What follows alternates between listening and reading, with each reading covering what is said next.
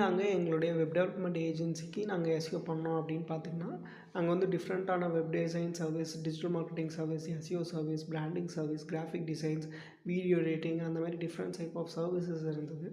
Like வந்து side கொஞ்சம் பழசாக இருந்தது. அதுக்கு நாங்கள் என்ன பண்ணோம் வந்து சைட்டை வந்து கம்ப்ளீட்டாக ரீவாம்ப் பண்ணோம். ஜஸ்ட் அந்த கலர் தீம்ஸ் எல்லாமே மாற்றிட்டு என்ன பண்ணோம் அப்படின்னா, ஃபுல் அண்ட் ஃபுல் கன்டென்ட் வந்து கையில் எழுத ஆரம்பித்தோம். ஹேண்ட் ரிட்டனாக விச் கன்டென்ட் ரைட்டரை வச்சு like on pages, title, meta description உள்ள இருக்கக்கூடிய கன்டென்ட்டு, அதுக்கப்புறம் வந்து எல்எஸ்ஐ கீவேர்ட்ஸு, காம்படேட்டர்லாம் அனலைஸ் பண்ணி அவங்க என்னென்ன செக்ஷன்ஸ்லாம் வச்சுருக்காங்க அப்படின்னு சொல்லிட்டு செக் பண்ணிவிட்டு, அதுக்கு தகுந்த மாதிரியான ஒரு கன்டென்ட்டை நாங்கள் டெப்ளாய் பண்ணியிருந்தோம்.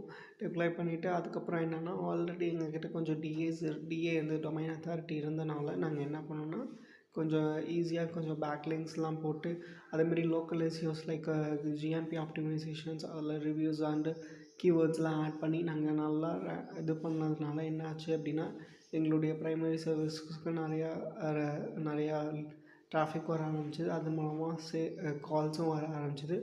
அதேமாரி supporting blogs, cluster blog topics for digital marketing for doctors, digital marketing for அந்த மாதிரி லைக் டிஃப்ரெண்ட் இண்டஸ்ட்ரீஸ்க்கு நாங்கள் பிளாக் எழுதி அதை இன்டர்னல் லிங்க் பண்ணி நாங்கள் கரெக்டாக பண்ணும்போது என்ன ஆச்சு அப்படின்னா வந்து நல்லா இம்ப்ரூவ்மெண்ட் இருந்தது. அந்த டெக்னிக்கல் எஸ்இஓவில் வந்து ஸ்கிம்மிங் ஃப்ராக் டூலில் போட்டு என்னென்ன பேஜஸ்க்கெலாம் வந்து 404 எரர் அடிக்குது, எந்தெந்த பேஜஸ்லாம் லோடிங் ஸ்பீடு ரொம்ப ஜாஸ்தி எடுக்குது, அதெல்லாம் பார்த்து நாங்கள் ஃபிக்ஸ் பண்ணும்போது என்ன ஆச்சு அப்படின்னா வந்து நல்ல ஒரு இம்ப்ரூவ்மெண்ட் இருந்தது.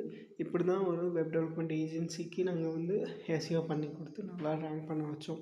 உங்களுக்கும் எஸ்இஓ பண்ணணும் அப்படின்னு பார்த்தீங்கன்னா, உங்கள் வெப்சைட்க்கு எஸ்இஓ பண்ணணும் அப்படின்னு ஆசைப்பட்டீங்கன்னா என்னை கான்டாக்ட் பண்ணுங்கள், நான் உங்களுக்கு பண்ணித்தரேன்.